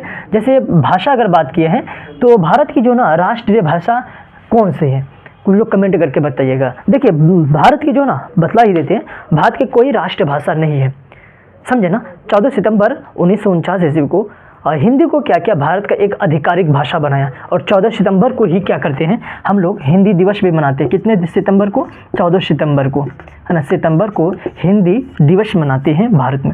और 14 सितंबर 1949 को ही क्या किया, उसको आधिकारिक भाषा बनाया। अभी वर्तमान समय में भारत के संविधान में जो है ना 22 भाषा दर्ज है। जो हिंदी है, हिंदी जो भारत की क्या है, राजकाज में, राज में क्या कर रहा है, प्रयोग करने के लिए कहा गया है। लेकिन भारत का कोई राष्ट्रभाषा नहीं है, याद रखिएगा। नहीं तो ऐसा करना है कि हिंदी राष्ट्रभाषा, उर्दू राष्ट्रभाषा है, कोई राजभाषा नहीं है, समझे ना। तो चलिए आगे बढ़ते हैं। अगर लिपि बात समझ में आ गया, एक वर्ड है व्याकरण। अच्छा, व्याकरण से भी कुछ ऑब्जेक्टिव दे दिया जाएगा, तो उसको कैसे बनाना है। व्याकरण कहते हैं किसे, यानी जिन व्याकरण उसे कहता है जिससे हम लोग क्या करते हैं, शुद्ध पढ़ना, लिखना, बोलना आ जाता है ना, उसी को हम लोग क्या बोलते हैं, व्याकरण कहते हैं। वर्ड देगा शुद्ध पढ़ना, लिखना, बोलना, निम्नलिखित में क्या है, समझे ना, व्याकरण है या कोई हिंदी है, अंग्रेजी है, ऐसे क्वेश्चन दे देगा, तो आपको समझना पड़ेगा व्याकरण से रिलेटेड। तो चलिए यहाँ से एक क्वेश्चन पूछेगा कि व्याकरण के कितने भेद होते हैं, समझे ना, व्याकरण के कितने प्रकार होते हैं। तो व्याकरण का, है ना, व्याकरण के कितने प्रकार होते हैं, तो याद रखिएगा व्याकरण का 5 प्रकार होते हैं। उर्दू में भी जो है ना कवायद कितनी किस्में होते हैं, 5 किस्में होती है। ये क्वेश्चन तो धैर्य से पूछा हुआ, कई बार पूछ दिया गया है मैट्रिक में खास करके। जैसे एक है वर्ण विचार, शब्द विचार, वाक्य विचार, चिन्ह विचार, और एक होता है छंद विचार। तो व्याकरण के कितने प्रकार होते हैं, यानी व्याकरण के 5 प्रकार होते हैं। उम्मीद करते हैं कि आप समझ गए होंगे। चलिए आगे बढ़ते हैं। देखिए यहाँ से जो है ना वर्ण विचार पर हम लोग बात करते हैं। वर्ण विचार है क्या, देखिए वर्ण विचार व्याकरण का वह भाग है जिसमें अक्षर या वर्णों का उच्चारण, आकार, भेद, यानी उनसे शब्द बनने के नियमों का वर्णन हो, उसे क्या बोलते हैं, वर्ण विचार बोलते हैं। जैसे वर्ण को अक्षर भी कहते हैं हम लोग। देखिए वर्ण विचार को जो है ना यहाँ 2 भाग में बांटा गया, वर्ण विचार। यहाँ से क्वेश्चन आएगा, आपको देखते किस प्रकार के क्वेश्चन आएगा, लगभग 3 से 4 क्वेश्चन आएगा आपको वर्ण विचार से। वर्ण विचार इसको हम लोग 2 भाग में बांटे हैं। एक होता है स्वर वर्ण, है ना, कौन सा वर्ण, स्वर वर्ण, और एक होता है व्यंजन वर्ण, है ना, व्यंजन वर्ण, समझे ना। स्वर वर्ण हो गया, एक होता है व्यंजन वर्ण, स्वर वर्ण, और एक क्या हो गया, व्यंजन वर्ण। अब देखिए स्वर वर्ण जो अक्षर क्या बिना किसी दूसरे अक्षरों की सहायता से स्वयं अपने बोले जाते हैं, अपने से क्या करते हैं, बोले जाते हैं, उन्हें स्वर वर्ण कहते हैं। देखिए स्वर वर्णों को जो डिफिनेशन वगैरह याद नहीं रखिएगा, डिफिनेशन से क्वेश्चन नहीं पूछता है। देखिए स्वर वर्ण की संख्या कितनी है ना, स्वर वर्ण की संख्या आपको क्या है ये याद रखना है, ये 11 है। कितने हैं, 11 है। कौन कौन है हम आपको बताते हैं। जैसे एक हो गया अ, एक होता है आ, अगला हो गया ई होता है, समझे ना, ये ई, इसको खींच करके पढ़ेंगे। इसी तरह ऊ है, इसी तरह हर्षु ऊ, अगला है री, ए ओ और औ। इस तरह आपको क्वेश्चन पूछे। देखिए कितना हो गया, 1 2 3 4 5 6 7 8 9 10 11, है ना। स्वर वर्णों की संख्या कितनी है, 11 है। कितना है, स्वर वर्णों की संख्या 11 है। लेकिन ये क्वेश्चन ऐसे घुमा देता है कि स्वर वर्ण की मात्राओं की संख्या कितनी है। तो अगर मात्रा बोल दे तो कितना हो जाएगा, मात्रा 10 होगा। वर्ण बोले जाएगा तो 11 है, स्वर वर्ण की मात्रा अगर बोल दिया जाएगा तो कितना मात्रा होगा, तो 11 मात्रा 10 है। जैसे देखिएगा आकार देखिए आकार का ही मात्रा होगा, इसके अगल बगल में आप कुछ लगाए तो देखिए मात्रा बनेगा। ऐसे होता है कभी देखिए, नहीं देखे होंगे। क्या ऐसे देखे होंगे? ये भी नहीं देखे होंगे। ऐसे देखे होंगे? ये भी नहीं देखे होंगे। ऐसे था नहीं। तो याद रखिएगा यही अ का कोई मात्रा नहीं होता है, समझे ना। तो ये कट गया ऐसे। अब इसके बाद देखिए इस आकार का मात्रा क्या होगा, आकार का, अब ये वाला इसका मात्रा ये हो जाएगा, इसका मात्रा इस तरह हो जाएगा, ये वाला मात्रा होगा ऐसे, इसकी मात्रा ऐसे होता है, इसकी री वाला मात्रा, इसके ए वाला मात्रा, इसके ऐसे मात्रा होगा, इनका इस तरह, ये हो गया मात्रा। तो इस प्रकार जो है ना स्वर वर्णों की संख्या जो होता है ना कितनी है, 11 है, लेकिन स्वर वर्ण की मात्राओं की संख्या कितनी है, 10। ये सब क्वेश्चन पूछा जाएगा, इसीलिए सबको थोड़ा सा याद रखिएगा। समझ में आई बात? तो चलिए समझ में आ गई बात। अगला हम लोग बात करते हैं व्यंजन वर्ण पर बात करेंगे। व्यंजन वर्णों की संख्या कितनी है? देखिए 33 है। व्यंजन वर्णों की संख्या कितना है? 33 है। यहाँ से क्वेश्चन आएगा, देखिए किस प्रकार से क्वेश्चन आएगा। व्यंजन वर्णों की संख्या कितना है? 33 है। अब देखेंगे 33 है ना, तो चलते हम लोग इस पर बात करते हैं। अगला एक क्वेश्चन और आता है कि हिंदी वर्णमाला में वर्णों की संख्या कितनी है? तो 52 है। कितना है हिंदी वर्णमाला में? वर्णों की संख्या 52 है, समझे ना। तो ये 52 हो जाएगा। लेकिन अब हम लोग देखिए क्वेश्चन यहाँ से आएगा कि कवर्ग, टवर्ग, तवर्ग, पवर्ग, चवर्ग, इस पर बात करेंगे। जैसे कंठ, तालु, मूर्धा, दंत, ओष्ठ पर बात करेंगे। यहाँ से क्वेश्चन पूछेगा। जैसे एक देते हैं हम लोग ग्रुप में बात करेंगे। पहला है देखिए क है ना, क। एक है ख, है ना, क ख। एक है ग, है ना। अगला है घ, गया, समझे ना। देखिए ये वाला भाग जो है ना, क से लेकर के यहाँ तक जो भरा भाग है, इसका जो उच्चारण स्थान है यहाँ से है कंठ, क ख। देखते यहाँ से आता है। अब दांत से बोले तो क, समझे, जबान को निकाल करके बोले तो नहीं निकलेगा, यानी शुद्ध उच्चारण आपका नहीं होगा। ऐसे तो बोल देंगे लेकिन उच्चारण सही नहीं रहेगा, समझे ना। अगर ऐसे बोलोगे तो उच्चारण सही नहीं तो गूंगे कहला जाओगे। तो याद रखिएगा। तो यहाँ क्या आ जाएगा, ये कंठ होगा, यानी कांट से बोला जाता है। क ख ग, समझे ना, ये कांट से बोला जाता है तो उसको हम कंठ व्यंजन कहेंगे। तो क्वेश्चन देगा क का उच्चारण स्थान है कंठ, तालु, मूर्धा, दंत, क्या हो जाएगा, कंठ हो जाएगा। समझ में ये बात? याद रखिएगा कंठ, तालु, मूर्धा, दंत, ओष्ठ से आपको क्वेश्चन 3 से 4 क्वेश्चन देखने को मिलेगा, समझे ना। अब किसी लोगों को लगने लगा अच्छा क ख पर आ रहे, लेकिन क ख से क्वेश्चन आएगा आपको। अगला ये एक है च, छ हो गया, है ना, ज, झ, य। यहाँ से आप देखो क्वेश्चन। अब ये कंठ हो गया, ये हो गया तालव्य, तालव्य या तालु बोलते हैं इसको, समझे ना, तालु, यानी कंठ, कांठ, तालु। च छ का उच्चारण देखिएगा कहाँ से होता है, ये तालव्य व्यंजन कहलाता है। अब तालव्य हम लोग जैसे कांठ से अब आगे बढ़ेंगे, तालु पर बात करते हैं। ये जो जबान है ना, जबान, याद रखिए जबान जो ऊपरी वाला हिस्सा में जो लगता है ना, ये जो छत जो जैसा बना हुआ है जो यहाँ बनता है, तो उसको हम लोग बोलते हैं तालु बोलते हैं। क्या बोलते हैं? जैसे च, ये जबान दांत पर नहीं आता है, च, छ, ज, झ, तो ये क्या होगा, तालव्य व्यंजन कहलाता है, समझे ना। ये जबान जो है ना आपको ऐसे जाकर के आए, मतलब इसमें मुड़ा नहीं जाता, डायरेक्ट क्या करता है ऊपर में लगता है। जब ऊपर में लगेगा इसका उच्चारण जो निकलता यानी बनेगा, तो ये क्या हो जाएगा, तालव्य व्यंजन, यानी च, छ, समझे ना। कांट के बाद आगे जो जबान जो लगता है ऊपर हिस्सा में वो तालव्य बनता है। तो यहाँ से भी पूछेगा च का उच्चारण स्थान कहाँ है, कहाँ से, तो तालव्य व्यंजन है ना, च, छ। अगला ये एक है मूर्धा। जैसे एक है ट, ठ, ड, ढ, ण, समझे ना। इस तरह क्वेश्चन आएगा, ये मूर्धा है। जैसे ट, देखिए जबान थोड़ा सा जो है ना गोल होता है, जैसे ट, ये जो है ना जबान गोल होगा, लेकिन ये छत से आगे में देखिएगा ना थोड़ा सा ऐसे लकीर सा जैसा खींचा हुआ, लकीर से थोड़ा आगे भरना पड़ेगा। जैसे ट या लकीर के थोड़ा सा यहाँ जब जबान लगेगा तो उसको हम लोग बोलते हैं क्या चीज़, मूर्धा बोलते हैं। क्या बोलते हैं, मूर्धा बोलते हैं। तो ट, ठ, ड, ढ, समझे ना। तो ये उच्चारण जो होता है इसको हम लोग बोलते हैं मूर्धन्य व्यंजन या मूर्धा बोलते हैं। तो क्वेश्चन आएगा ट का उच्चारण स्थान कहाँ है। अब डायरेक्ट प्रैक्टिस ना कीजिए, लेकिन ये सब याद रखिएगा। मूर्धा ट ठ ड ढ न, ये ना मूर्धन्य व्यंजन है, मूर्धा है, समझे ना। अगला आइएगा, नेक्स्ट पर बात करेंगे। नेक्स्ट में क्या है, ये देखिए, ये भी समझ में आ जाएगा बिल्कुल रूप से, यानी इसके बाद देखिएगा त है, था है ना, त हो गया, थ हो गया, द, ध, न।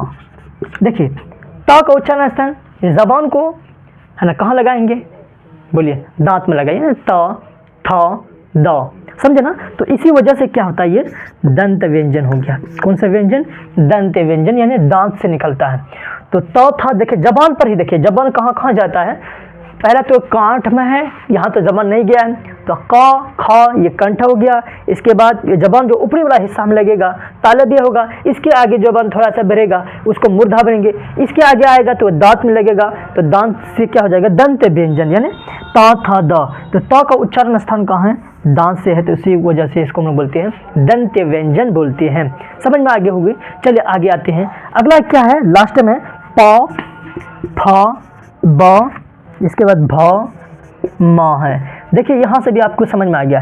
प का उच्चारण स्थान कहाँ होगा, बोलिए, जबान या ऊपर में नहीं आता है, तो ये देखिएगा, ये होंठ जो है ना ऊपरी वाले से सट जाता है, तो क्या हो जाएगा, प, यानी ओठ जो है ऊपर वाला से सटता है, प, फ। इसी वजह से इसको हम लोग बोलते हैं ओष्ठ व्यंजन, यानी ओठ से जो आता है ना उसको हम लोग क्या बोलते हैं, ओष्ठीय व्यंजन बोलते हैं।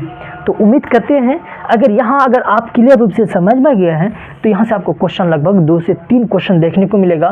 पहला है कि क का उच्चारण स्थान कहाँ है, कंठ। ये इसके बाद त का उच्चारण स्थान कहाँ है, यानी त। देखिए जबान दांत में लगता है, दंत व्यंजन, प, दोनों तो ऐसे समझ में आ जाता है। बाकी थोड़ा सा जो है ना दिक्कत इसमें करता है, तालव्य व्यंजन और मूर्धा में जो दिक्कत करता है। तो ये याद रखिएगा कि जबान जो ऊपर वाला हिस्सा में जो लगेगा, जिसको हम लोग बोलते हैं तालु। तो उम्मीद करते हैं समझ में आ गया होगा। इस तरह से आपको क्वेश्चन पूछा जाएगा, समझे ना। चलिए आगे बढ़ते हैं। अब हम लोग नेक्स्ट जो टॉपिक संज्ञा पर बात करेंगे। देखिए संज्ञा, सर्वनाम और विशेषण और क्रिया से क्वेश्चन पूछेगा। संज्ञा, सर्वनाम और क्रिया से किस प्रकार क्वेश्चन पूछता है। यहाँ से अगर संज्ञा से लेकर के क्रिया तक अगर आप पढ़ लिए हैं, तो यहाँ से लगभग 10 ऑब्जेक्टिव आपका बन जाएगा और बिल्कुल आसान होता है। बचपन में जो पढ़े थे ना वही क्वेश्चन पूछता है, ज़्यादा इधर उधर का नहीं पूछता है। देखिए अगर बात करेंगे संज्ञा है, संज्ञा किसे कहते हैं, नाम को हम लोग संज्ञा बोलते हैं। दुनिया में जितनी भी वस्तु हो जाएगा जिसका अगर नाम है ना, वो क्या कहलाएगा, संज्ञा कहलाएगा, समझे ना। तो संज्ञा कहलाएगा। जैसे अगर बात करेंगे, अगर पटना एक शहर है, लखनऊ एक शहर है, इसी तरह आदमी ले लेंगे, नरेंद्र मोदी जी, नीतीश कुमार, ये सब क्या नाम है, तो ये संज्ञा हो जाएगा ना। इसी तरह जब अब कोई ग्रह हो गया, तो जिसका नाम होता है वो संज्ञा होता है। बचपन में पढ़े नहीं होंगे कि नाउन इज नेमिंग वर्ड, है ना, याद रखिएगा।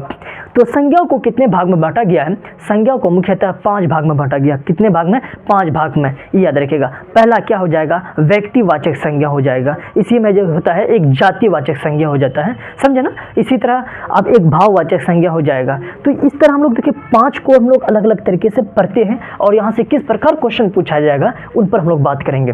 देखिए पहला तो संज्ञा समझ में आ गया। तो संज्ञा को हम लोग को पहला भाग में बात करते हैं व्यक्तिवाचक, है ना, व्यक्तिवाचक, व्यक्तिवाचक संज्ञा, है ना। यहाँ से क्वेश्चन किस तरह देगा, व्यक्तिवाचक संज्ञा, है ना। व्यक्तिवाचक संज्ञा को हम लोग प्रॉपर नाउन भी बोलते हैं।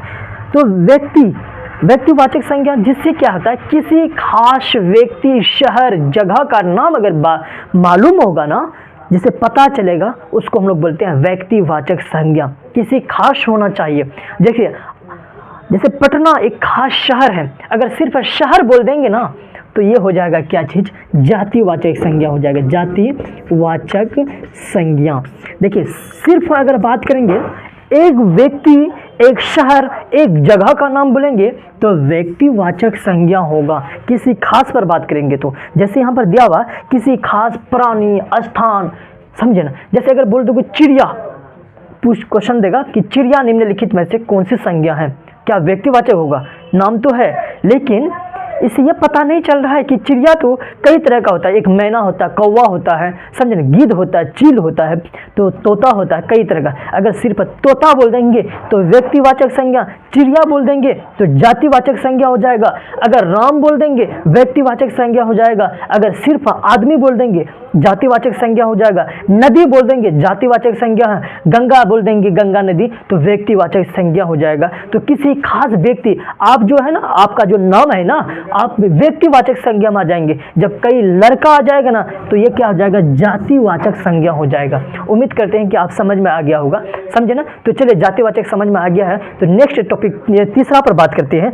तीसरा में क्या है, भाववाचक संज्ञा।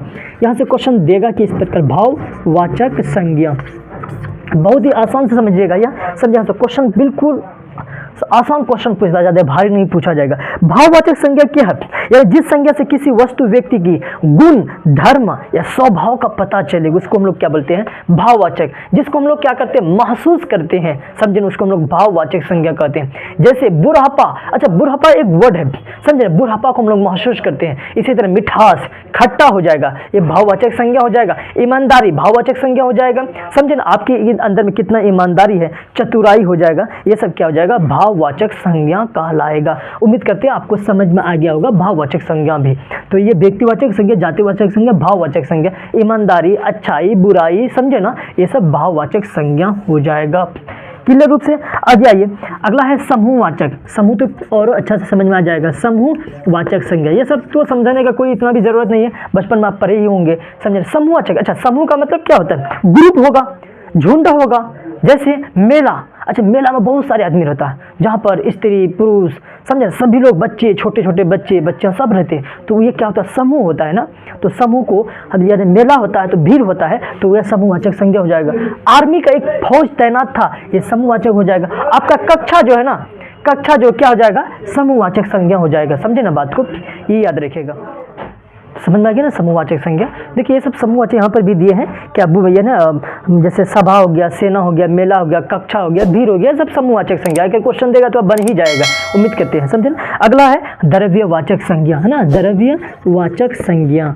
द्रव्यवाचक संज्ञा से क्लियर किसे, अच्छा द्रव्यवाचक संज्ञा वैसे संज्ञा होता है जिसको मापा तोला जाएगा लेकिन गिना नहीं जाएगा, समझे ना। जैसे अगर बात करेंगे गेहूं क्या है, मापा तला जाता है। तेल क्या गिन लोगे, तेल को नहीं, मापा तला जाता है, समझे ना। अनाज वगैरह मापा तला जाता है। अब कुछ लोग ऐसे सोचते होंगे कि चलो हम चावल को गिन लेते हैं, 2 चावल लिए, 4 चावल लिए, इसको गिन लें। तो 4 से मुराद ये है कि आप कोई इंसान जो खाना खाता है तो लगभग इतना ठो लेते हैं, समझे ना। ऐसा नहीं कि इसको गिन लेते हैं, 2 नहीं, समझे ना। तो ऐसे दिमाग में लगाओगे, नहीं तो ऐसे 2 चावल लेकर के गिन लिए तो इसको कह देंगे गिना हुआ। तो 2 चावल का खाना नहीं खाते हो, जितना खाना खाते हो तो इसको गिन करके दिखाओ, तो लोग गिनता भी नहीं, समझे ना। तो याद रखिए द्रव्यवाचक संज्ञा जैसे सोना, चांदी, तेल, घी, पानी, ये सब क्या हो जाएगा, आपका द्रव्यवाचक संज्ञा होगा। उम्मीद करते हैं कि संज्ञा से रिलेटेड आपको सारा कंसेप्ट क्लियर हो गया होगा। तो चलिए आगे बढ़ते हैं, अब बात करते हैं सर्वनाम से। देखिए सर्वनाम से किस प्रकार का क्वेश्चन पूछा जाएगा उन पर बात करते हैं। देखिए सर्वनाम से क्वेश्चन किस तरह आएगा, सर्वनाम कहते किसे, जो यानी संज्ञा के बदले जो प्रयोग होता है ना उसको हम लोग सर्वनाम बोलते हैं। जैसे अगर बात करेंगे गांधी जी पर क्या किया, एक निबंध लिखना था। अब बार बार लिखेंगे कि बचपन में जिस तरह एक दिया होगा कि ऐसे दिया होगा बचपन में गाय पर कि गाय के 4 पैर है, गाय जो ना 2 सींग है, समझे, गाय घास खाती है, बार बार गाय गाय करते हो तो अच्छा नहीं लगता होगा। लेकिन अब ऐसे मतलब इंटर में आ चुके हैं, मैट्रिक में आ चुके हैं, समझे ना, एक हाई स्कूल के स्टूडेंट छात्र होंगे, तो ऐसी स्थिति में ये लिखेंगे तो आपको गलत हो जाएगा। तो आपको कैसे लिखा जाएगा, जैसे अब नाउन के बदले में बार बार नाम प्रयोग करने में अच्छा नहीं लगेगा, तो इसके बदले में क्या करते हो, वह, यह, वे, ऐसे वर्ड को प्रयोग किया जाता है, तो उसी को हम लोग क्या बोलते हैं, सर्वनाम बोलते हैं। तो सर्वनाम के भेद से क्वेश्चन पूछा जाता है बहुत ज़्यादा। तो सर्वनाम के जो है ना मुख्यतः 6 भेद होते हैं। जैसे कौन कौन से भेद होते हैं उन पर हम लोग बात करते हैं। एक है पुरुषवाचक सर्वनाम, एक है निश्चयवाचक सर्वनाम। देखिए पुरुषवाचक सर्वनाम क्या है, आप इसको हम लोग इंग्लिश में पढ़े होंगे, first person, second person, third person, समझे ना। इस तरह जैसे मैं हो गया, फर्स्ट पर्सन हो जाएगा मैं। इसी तरह देखिएगा मेरा, मैं, मेरा, मुझे, ये फर्स्ट पर्सन हो जाएगा। प्रथम पुरुष में इसको हिंदी में बोलते हैं। इसी तू, तेरा, तुझे, ये सेकेंड पर्सन यानी सेकेंड पर्सन हो गया। मध्यम पुरुष हो जाएगा। इसी तरह अन्य पुरुष में क्या है, वह, समझे ना, उसका, यह सब क्या हो जाएगा, थर्ड पुरुष। यहाँ से कम क्वेश्चन देखने को मिलता है, लेकिन क्वेश्चन कहाँ से पूछता है उन पर बात करते हैं। देखिए एक है निश्चयवाचक सर्वनाम। निश्चयवाचक सर्वनाम वैसे सर्वनाम को कहा जाता है जहाँ कोई बात क्लियर रूप से कह दिया कि निश्चित। जैसे अगर बात करेंगे, एक क्वेश्चन देगा, है ना, निश्चय क्या है, यह पेन मेरा नहीं है, क्लियर रूप से कि मेरा नहीं है तो निश्चय हो गया, समझे ना। निश्चय का मतलब जो बात क्लियर रूप से कह दिया, सेंटेंस सिर को समझिए और सेंटेंस से ही पूछा जाएगा। निश्चय का मतलब जो क्लियर कह दिया होगा, जैसे यहाँ किताब में दिया होगा, यानी जिससे निश्चित व्यक्ति या भाव का बोध पता चलेगा उसे निश्चयवाचक सर्वनाम कहेंगे। जैसे क्या है, यह मेरा पेन नहीं है, वह घड़ी खराब है। क्लियर रूप से देख रहा है कि यह निश्चय है ना, समझे, याद रखिएगा। जैसे कोई व्यक्ति आ गया है, वह आ चुका है, समझे, निश्चय हो गया, जिसको हम लोग पूरी तरह से यकीन के साथ कहेंगे कि वो आ चुका है, वह निश्चयवाचक सर्वनाम हो जाएगा। जैसे वे पुस्तक मेज पर है, समझे ना, तो ये पुस्तक क्या है, मेज पर, ये निश्चयवाचक सर्वनाम हो जाएगा। समझे, ये जो पढ़ा रहे हैं ना, आप लोग देख रहे हैं यार, मेरी छात्र हैं, छात्राएं बैठे हुए पढ़ रहे हैं, तो ये क्या हो जाएगा, निश्चयवाचक सर्वनाम हो जाएगा। ये जो समझे ना बात को। तो इसी तरह एक क्वेश्चन पूछता है अनिश्चयवाचक सर्वनाम। देखिए, अनिश्चय, अ का मतलब होता है नहीं, निश्चय का मतलब जो क्लियर रूप से नहीं कहा गया होगा उसको हम लोग बोलते हैं अनिश्चयवाचक सर्वनाम। क्लियर हो गया ना। अनिश्चय, जिस पर डाउट हो, क्लियर ना हो, यानी दरवाजे यानी बाहर कोई खड़ा होंगे, क्लियर नहीं, अगर देख लेते तो निश्चयवाचक सर्वनाम होते हैं कि फला फला लड़का जो है खड़ा हुआ है गेट के आगे, रुको हम जाते हैं, समझे ना।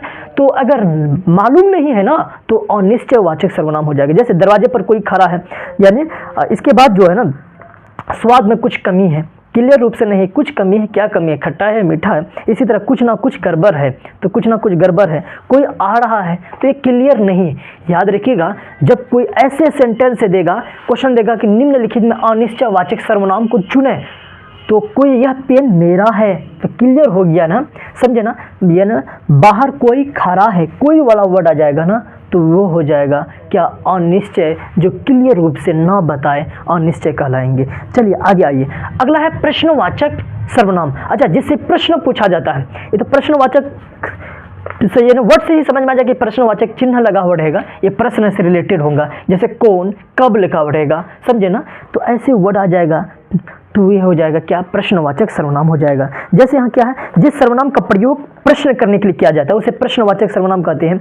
जैसे हिंदी अध्यापक का क्या नाम है, समझे ना, विज्ञान के शिक्षक का क्या नाम है, समझे ना, ये जो सर पढ़ा रहे हैं ना, चैनल का नाम क्या है, तो याद रखिएगा, क्या नाम है, बिहार एकेडमी 45, याद रखिएगा, समझे ना। ये क्या लग गया ना, तो ये प्रश्नवाचक सर्वनाम हो जाएगा। इसी तरह देखो कौन आया, कौन आया, तो ये क्या हो जाएगा, प्रश्नवाचक सर्वनाम। तो प्रश्न से रिलेटेड अगर क्वेश्चन आ जाएगा ना, तो ये प्रश्नवाचक सर्वनाम हो जाएगा। इसी तरह देखिएगा संबंधवाचक सर्वनाम। अच्छा, संबंध में ऐसा सेंटेंस से पूछा जाएगा, दो वर्ड पूछा जाएगा, दो वर्ड, याद रखिएगा। जैसे क्या है, दो वर्ड क्या है, क्वेश्चन कैसे पूछता है, संबंध। देखिए यहाँ पर क्या लिखा हुआ है कि जिस सर्वनाम से वाक्य में आय संज्ञा के साथ संबंध स्थापित किया जाता है, समझे ना, जहां शब्द या वाक्य के साथ दूसरे शब्द का वाक्य का संबंध हो।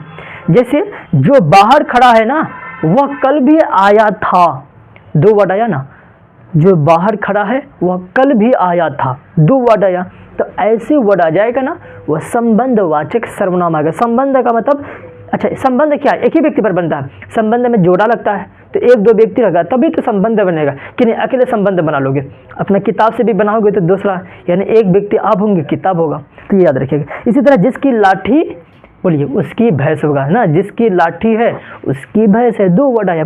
इसी तरह जो जैसा करेगा वैसा ही पाएगा, समझे ना, याद रख, वैसे वर्ड आ जाएगा तो वह संबंधवाचक सर्वनाम कहलाएगा। समझ में आई बात को। दो सेंटेंस से लगा हुआ रहता है, लेकिन दोनों में क्या होगा, संबंध बना हुआ होगा, तो ऐसे देखेंगे तो धरली से आप संबंधवाचक सर्वनाम लगा देंगे। उम्मीद करते हैं आपको समझ में आ गया होगा। तो चलते हम आगे बढ़ रहे हैं, जिसको अगर नहीं समझ में आएगा तो आप कमेंट बॉक्स में कमेंट भी कीजिएगा। अगला है कि निजवाचक। अच्छा, निज का मतलब अपना, कहता ना मेरा ये निजी खेती, निजी जमीन है, समझे, निजी घर है। निजी का मतलब अपना, खुद, स्वयं। अगर ऐसा वर्ड देखने को मिलेगा तो धड़ल्ले से आप क्या कीजिए, निजवाचक पर यानी वाचक सर्वनाम पर क्या टिक लगा दीजिए। जैसे क्या है, मैं अपने आप चला जाऊंगा, कहाँ चले जाऊंगा, जहाँ चाहूँगा, तो मैं अपने आप का मतलब निजी पर बात कर रहा है। इसी तरह एक है, मैं अपना खाना बना रहा हूँ, अपना खाना बना रहा हूँ, समझे ना, मैं खाना खुद खा लूँगा, मैं खुद खाना बना लूँगा, तो ऐसे वर्ड है। देखिए, खुद, अपना, स्वयं वाला वर्ड आ जाएगा ना, क्या हो जाएगा, निजवाचक। निज का मतलब अपना होता है। तो उम्मीद करते हैं कि सर्वनाम को भी समझ में आ गया होगा। तो सर्वनाम जो संज्ञा के बदले में आता है, समझे ना, एक होता है पुरुषवाचक सर्वनाम। पुरुषवाचक को हम लोग तीन भाग में बढ़ते हैं। जैसे एक होता है प्रथम पुरुष, मध्यम पुरुष, इसके बाद उत्तम पुरुष या अन्य पुरुष, इसको हम लोग जानते हैं, समझे ना। तो इसी तरह देखिएगा क्वेश्चन पूछा हुआ था कि निश्चयवाचक सर्वनाम होता है, एक अनिश्चयवाचक सर्वनाम होता है, एक प्रश्नवाचक सर्वनाम हो गया, एक संबंधवाचक सर्वनाम हो गया, एक निजवाचक सर्वनाम हो गया। इस तरह अगर याद रखते हैं ना तो भूलेंगे नहीं, लेकिन डिफिनेशन पर ज़्यादा फोकस नहीं कीजिए। वर्ड पर देखिए कि निश्चय है, अच्छा ये निश्चित कोई बात कहा होगा, समझे, क्लियर रूप से। अनिश्चय, इसमें तो कुछ ना कुछ लगा होगा, ये क्लियर नहीं। संबंध आ गया तो 2 सेंटेंस लगा होगा, जोड़ा होना चाहिए। अच्छा प्रश्न कहा गया, प्रश्नवाचक सर्वनाम, अच्छा इसमें प्रश्न लगा रहेगा, समझे। निज कहा गया तो इसमें निज का मतलब होता है खुद का बात करेगा, निजी पर बात करेगा, समझ में आए बात। चलिए आगे बढ़ते हैं, विशेषण पर हम आगे बढ़ते हैं। विशेषण से, सिर्फ विशेषण अगर बात करेंगे, विशेषण से ही 3 से 4 क्वेश्चन पूछते हैं, ओनली पूरी विशेषण से। इसको उर्दू में हम लोग बोलते हैं सिफत, है ना, इंग्लिश में क्या बोलते हैं, एडजेक्टिव, सिफत, समझे ना। तो चलिए विशेषण क्या है, जो संज्ञा या सर्वनाम की विशेषता को बतलाता है, विशेषता को बतलाता है, उसको हम लोग क्या बोलते हैं, सिफत बोलते हैं, उसी को विशेषण बोलते हैं, समझे, याद रखिएगा। अच्छा विशेषण को जो है ना 4 भाग में बांटा गया है। विशेषण के कितने भाग होते हैं, सामान्यतः 4 भाग होते हैं। कौन होता है, पहला एक है गुणवाचक विशेषण, गुणवाचक, देखिएगा इसको हम लोग लिखते हैं, इसके बाद समझाते हैं। एक है गुणवाचक विशेषण, गुणवाचक विशेषण, है ना, गुणवाचक विशेषण हो गया। इसके बाद एक है संख्यावाचक विशेषण, संख्यावाचक विशेषण, है ना, संख्यावाचक विशेषण। एक है परिमाणवाचक विशेषण, परिमाणवाचक विशेषण, है ना, परिमाणवाचक विशेषण। इस तरह का क्वेश्चन आएगा। और एक है जो है ना यहाँ से सार्वनामिक विशेषण, यहाँ बहुत कम क्वेश्चन देखने को मिलता है, इसी तीनों को समझिए बड़े अच्छा से। देखिए गुणवाचक विशेषण, गुण का क्या है, कहता ना आपके अंदर में अच्छा गुण है। गुण का मतलब क्या होता है, क्वालिटी, चाहे ईमानदारी का गुण हो या बेईमानी का गुण हो, कुछ तो गुण है ना हर एक इंसान के अंदर है। हर एक इंसान के अंदर क्या है, टैलेंट है छुपा हुआ। कुछ लोग क्या करते हैं, है ना, गाना गाने में टैलेंट है, कुछ लोग पढ़ाई करने में टैलेंट है, कुछ लोग क्या है चुटकुले, सब हर चीज़ में किसी न किसी चीज़ में वो लोग माहिर होते हैं। तो याद रखिएगा गुण क्या होता है, किसी की अच्छाई, बुराई, खराबी को बताता है, उसको हम लोग बोलते हैं गुणवाचक विशेषण। जैसे आपका यहाँ पर किताब में दिया हुआ है कि वह एक ईमानदार व्यक्ति है, ईमानदार क्या है, उनकी विशेषता बताता है। तो विशेषता क्या है ना, गुण को बताता है। तो यहाँ हो जाएगा क्वेश्चन, हो जाएगा क्या चाहिए ना कि राम एक ईमानदार व्यक्ति है।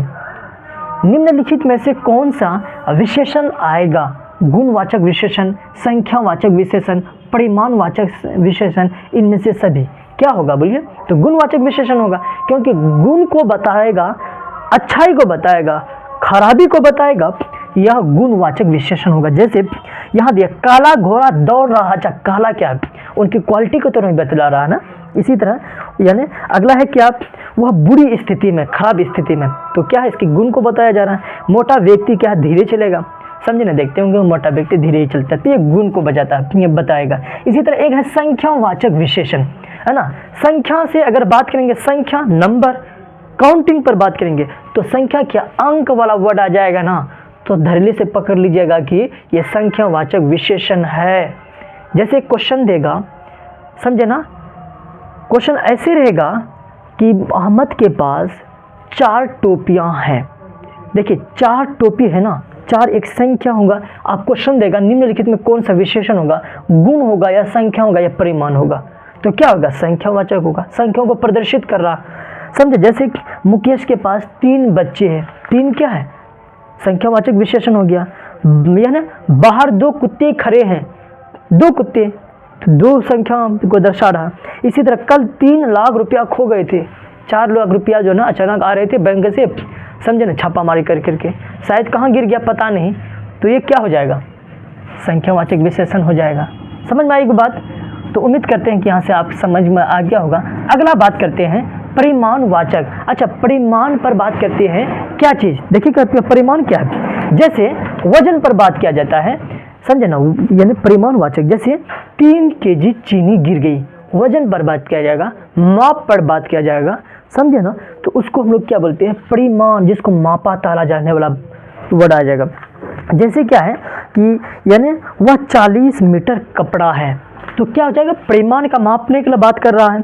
इसी तरह 3 लाख मन अनाज पानी में भीग गया, तो क्या हो जाएगा, परिमाणवाचक विशेषण हो जाएगा। तो यह है गुणवाचक विशेषण, संख्यावाचक विशेषण, और एक हो जाएगा क्या चीज़, परिमाणवाचक विशेषण। उम्मीद करते ये भी आपको समझ में आ गया होगा।